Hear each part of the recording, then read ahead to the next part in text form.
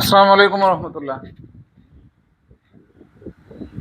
আপনাকে বলছি, আপনার যদি কোনো স্টুডেন্ট যদি এসএসসি বা দাখিল পরীক্ষার্থী হয়, আপনার কোনো ছেলে বা মেয়ে যদি এসএসসি বা দাখিল পরীক্ষার্থী হয়, অথবা আপনার কোনো আত্মীয় ভাগ্নি বা ভাস্তি বা ভাগিনা যদি এসএসসি পরীক্ষার্থী হয়, অথবা আপনার কোনো পাড়া প্রতিবেশীও যদি এসএসসি পরীক্ষার্থী বা দাখিল পরীক্ষার্থী হয়, সেক্ষেত্রে এই ভিডিওটি আপনি দেখতে হবে না, আপনাকে শুধু শেয়ার করে দেন।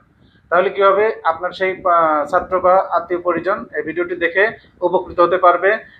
এমনটা যেন না হয় যেন আপনার এই একটি মাত্র শেয়ারের কারণে ভিডিওটি আপনার সেই স্টুডেন্টের কাছে পৌঁছায় নাই, যার ফলে সে কিনা দেখতে পারে নাই। তো অবশ্যই ভিডিওটি শেয়ার করে তারপরে স্কিপ করে চলে যান। আর যারা দেখছো তোমরা ছাত্ররা, তোমাদেরকে বলছি আমি ইতিমধ্যেই 6টি সৃজনশীল দিয়েছি, এটি 7 নম্বর সৃজনশীল সেট অফ ফাংশন থেকে। এবার যেহেতু 2026 তোমাদের যে পরীক্ষা, একদম সংক্ষিপ্ত যে সিলেবাস দেওয়া হয়েছে, এই সিলেবাসের একদম গুরুত্বপূর্ণ একটি অনুশীলনী 2.1 2.2, এখান থেকে তোমরা নিশ্চয়ই একটা প্রশ্ন পাবা সৃজনশীলে সংক্ষিপ্ত প্রশ্ন এবং এমসিকিউতে, অর্থাৎ 10 এবং 2, 12 এবং আরো 2, 14 নম্বরের অ্যান্সার করতে পারবো যদি তোমরা এই ক্লাসগুলো ভালোভাবে দেখো এবং বুঝতে পারো। তো আমরা আমাদের ক্লাসে চলে যাচ্ছি। দেখো, আজকে যে সৃজনশীল নিয়ে আসছি, এই সৃজনশীলটি চট্টগ্রাম বোর্ডে 2025 সালে এসেছে। চট্টগ্রাম বোর্ডে 2025 সালে এসেছে মানে কি, এটা হলো মডেল একটা প্রশ্ন, এই ধরনের প্রশ্নই তোমরা পরীক্ষায় পাবা।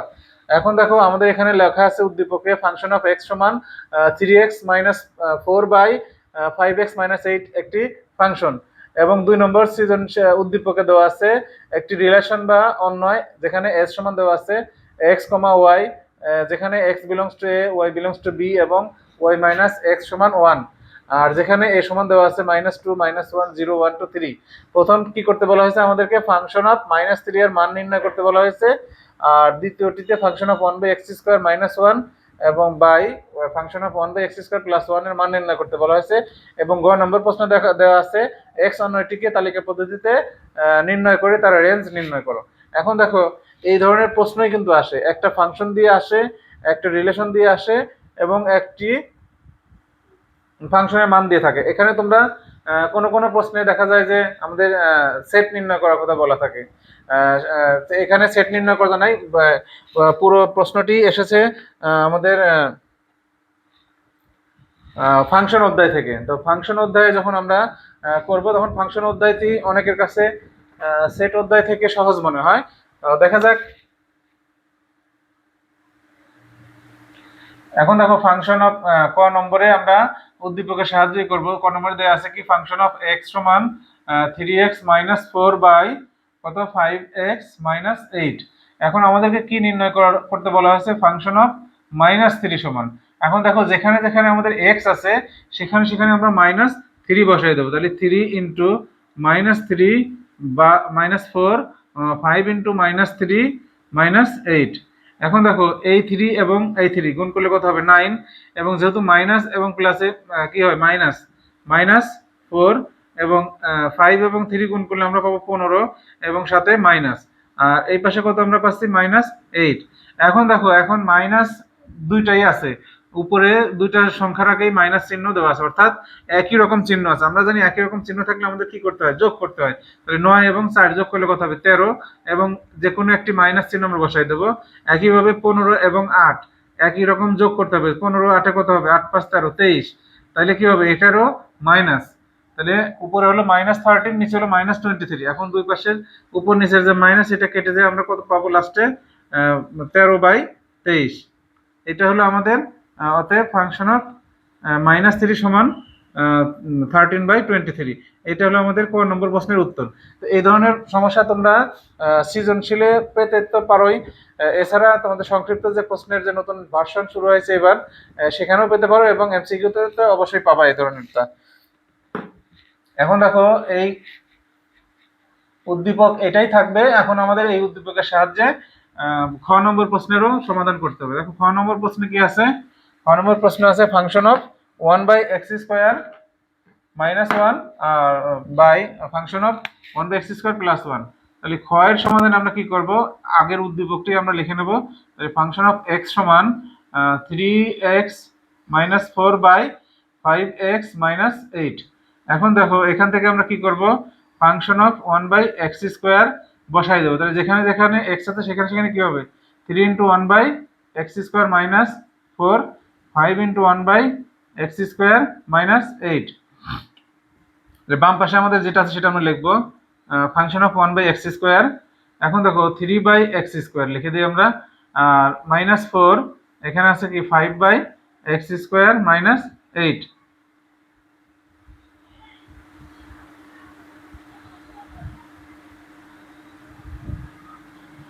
এখন বাম পাশে যেটা আছে function of 1 by x square, এটা যেমন আছে এমন থাকলো। এখন আমরা উপরের এবং নিচের যে দুইটি রাশি আছে এই দুটি রাশি আমরা লসাগু করে দেবো। প্রথম এটার ভগ্নাংশ হর কি আছে এক্স স্কোয়ার, যেহেতু আরেকটার কি হর নাই, তাহলে যেটার হর নাই সেটা তো নাই, যেটা হর আছে সেটাই শুধু আমাদের লসাগু হবে। তাহলে এখানে যদি আমরা এক্স স্কোয়ার দিয়ে এক্স স্কোয়ারকে ভাগ করি, অর্থাৎ হর দিয়ে যদি লসাগুকে ভাগ করি, সেক্ষেত্রে কেটে যাবে। এখন থাকবে কত 3 মাইনাস যেটার হর নাই সেটার সাথে সরাসরি এই হর বা লসাগু যেহেতু একই, গুণ হয়ে হবে কত 4 এক্স স্কোয়ার। একই রকম নিচে আমাদের লসাগু কত হচ্ছে, লসাগু এক্স স্কোয়ার। আর যেহেতু 5 এর নিচে যে হর, হরের সাথে লসাগু কেটে যে হর বাদ, বা 5 এর সাথে কোনো সংখ্যা গুণ হচ্ছে না বা কোনো রাশি গুণ হচ্ছে না। এবার 8 এর সাথে এক্সটা সরাসরি গুণ হয়ে হচ্ছে 8 এক্স স্কোয়ার। এখন কি করব, এখন বাম পাশে যা আছে সেটাই থাকবে। এখন দেখো 3 minus 4 x square by x square. আর যেহেতু পুরো এই দুইটা ভগ্নাংশই ভাগ আকারে ছিল, তো আমরা গুণ হিসাবে গুণ যখন লিখবো তখন কি হবে, নিচের ভগ্নাংশটা উল্টায় যাবে। X square by 5 minus 8 x square. এখন দেখো নিচের এই এক্স স্কোয়ারের সাথে উপরের এক্স স্কোয়ার কি হবে, কেটে যাবে। এখন দেখো বাম পাশে আমরা কি লিখবো, ডান পাশে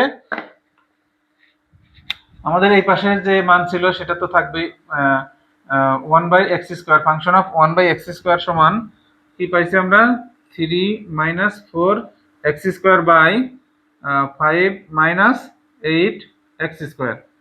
এইটা লেখার পরে এখন আমরা কি করব, এখন আমাদের নির্ণয় মানের যে অংশটি আছে সেটা দেখবো যে কি আছে এখানে, -1 এবং +1 বিয়োজন এবং যোজন করা। তাহলে এটা কি আমরা এর নিচে মনে মনে কি জানি 1 আছে না এর নিচে, তাহলে এখন আমরা কি করব, বিয়োজন এবং যোজন করব। তাহলে function of 1 by x square, নিচেও লিখবো function of 1 by x square. এখন লিখবো বিয়োজন 1 যোজন 1। একই রকম ভাবে এই পাশেও আমরা এমনটাই করব। সেটার ক্ষেত্রে কি করব আমরা, 3 মাইনাস 4 এক্স স্কোয়ার। এখানে যেমন লিখছিলাম function of 1 by x square, নিচেও লিখছি function of 1 by x square.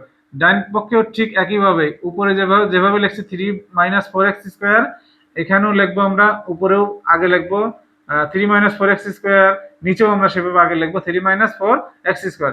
এখন বিয়োজন লিখবো, মাইনাস উপরে মাইনাস দেওয়ার পরে কি করব, নিচের এই হরটাকে আমরা উপরে দিয়ে ব্র্যাকেট দিয়ে লিখবো 5 মাইনাস 8 এক্স স্কোয়ার। আর এখানে যোজন দিয়ে আমরা সেই একইভাবে লিখবো 5 মাইনাস 8 এক্স স্কোয়ার। এখন বাম পাশে আমাদের আর কোনো কাজ নাই, বাম পাশে আমরা যেমন আছে এমনই রাখি। এবার 3 মাইনাস 4 এক্স স্কোয়ার, মাইনাস দিয়ে গুণ করলে চিহ্ন কিন্তু পরিবর্তন হবে। এই 5 এর চিহ্ন কি ছিল, প্লাস, তাই 5টা কি হয়ে যাবে মাইনাস, এবং 8 এর আগে কি ছিল মাইনাস, এটা হয়ে যাবে কি প্লাস 8 এক্স স্কোয়ার। এখন দেখো 3 মাইনাস 4 এক্স স্কোয়ার যা ছিল তাই, এবার প্লাস দিয়ে গুণ করলে চিহ্নের কোনো পরিবর্তন হবে না, অর্থাৎ যেমন ছিল তেমনই থাকবে, প্লাস 5 মাইনাস 8 এক্স স্কোয়ার। এখন দেখো কাটাকাটি তো কিছু যায় না, কাটাকাটি কি যায় না, তাহলে এখন আমরা কি পাচ্ছি, 4 এক্স স্কোয়ার এবং 8 এক্স স্কোয়ার, এই দুইজনের কি 8 এর চিহ্ন প্লাস, এই জন্য এখানে হবে কি 8 এক্স স্কোয়ার মাইনাস 2। এটা আমরা আগে লিখলাম। -2 কিভাবে হলো, 3 থেকে 5 বিয়োগ করার ক্ষেত্রে কত হলো 2, এবং যেহেতু 5 বড় সেজন্য বড় সংখ্যার যে চিহ্ন সেই চিহ্নটাই উত্তরে বসে। এবার দেখো এখন আমরা কি পাচ্ছি, এই যে 5 প্লাস 3, এখানে কত পাচ্ছি 8, এবং এই 4 এক্স স্কোয়ার এবং 8 এক্স স্কোয়ার, এই দুটো যোগ করে আমরা কত পাচ্ছি 12 এক্স স্কোয়ার। এখন দেখো উপরে কি কমন, আমাদের 2 কমন। উপরে যদি আমরা 2 কমন নেই সেক্ষেত্রে আমরা কত পাবো, 2 এক্স স্কোয়ার মাইনাস 1। আর নিচেও যদি আমরা 2 কমন নেই সেক্ষেত্রে আমরা কত পাবো, 4 মাইনাস 6 এক্স স্কোয়ার। এই 2 কেটে যাবে। এখন কত থাকবে উপরে, উপরে থাকবে 2 এক্স স্কোয়ার মাইনাস 1, নিচে 4 মাইনাস 6 এক্স স্কোয়ার। তো এটা হলো আমাদের এই রাশির অ্যান্সার, অর্থাৎ 2 নম্বর প্রশ্নের সমাধান আমরা কত পাচ্ছি, 2 এক্স স্কোয়ার -1/4 - 6x²। অঙ্কটি একটু বড় হলেও তোমরা যদি ধারাবাহিকভাবে এটা করতে পারো সেক্ষেত্রে কিন্তু খুব সুন্দরভাবেই এটা সমাধান করতে পারবে আশা করি।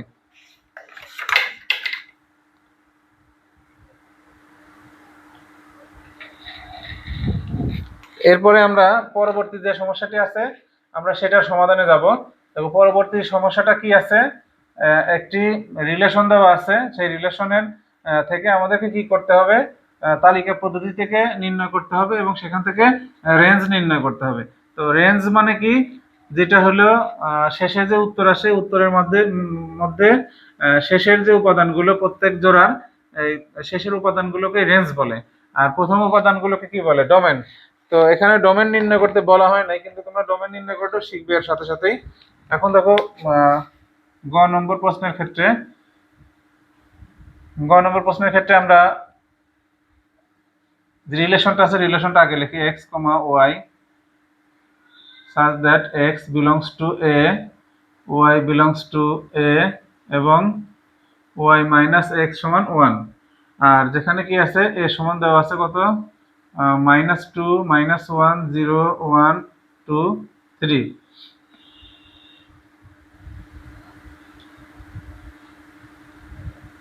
আচ্ছা, এই হলো উদ্দীপকের রাশি। এখন এস অন্যটিকে তালিকা পদ্ধতিতে নির্ণয় করতে বলা হয়েছে। এখন আমরা কি লিখবো, যে এস এ বর্ণিত শর্ত হতে পাই কি দেওয়া আছে, ওয়াই মাইনাস এক্স সমান 1। তাহলে এখান থেকে আমরা কি করব, ওয়াই সমান 1 প্লাস এক্স এটা লিখে নেবো আগে। এক্স এর মানও আমরা এর মধ্যে পাচ্ছি, ওয়াই এর মানও এর মধ্যে পাচ্ছি। তখন এখন আমরা কি লিখবো, এক্স বিলংস টু এ এর জন্য ওয়াই সমান 1 প্লাস এক্স এর মান নির্ণয় করি। এখন দেখো কয়টা মান দেওয়া আছে আমাদের এখানে, মোট মান দেওয়া আছে 6টা মান দেওয়া আছে। তাহলে কি লিখবো আমরা, উপরে লিখবো এক্স, নিচে লিখবো ওয়াই। 1 2 3 4 5 6। প্রথম মানটি কত, -2 -1 0 1 2 3। এখন দেখো এই মানগুলো নির্ণয়ের ক্ষেত্রে তোমরা কি করবা, প্রথম যে মানটি আছে এটা প্রথম বাড়িতে একটু প্র্যাকটিস করবো, তাহলে তোমরা এমনিতেই করতে পারবা। আমরা এইখানে সবগুলো মান বসাই দিয়ে দিয়ে আস্তে আস্তে করব। আমাদের মূল রাশি কত, ওয়াই সমান 1 প্লাস এক্স। প্রথম রাশিতে যদি আমরা এক্স এর মান বসাই সেক্ষেত্রে কত পাবো আমরা, 1 প্লাস -2। তাহলে -2 যদি বসাই সেক্ষেত্রে 1 প্লাস মাইনাসে কত হবে, মাইনাস, সাথে কত হবে 2। তাহলে এক্ষেত্রে আমরা কত পাবো, 2 থেকে যদি 1 বিয়োগ করি কত পাবো, 1 এবং চিহ্ন হবে কি, মাইনাস। তাহলে এক্ষেত্রে কত হবে, মান মাইনাস।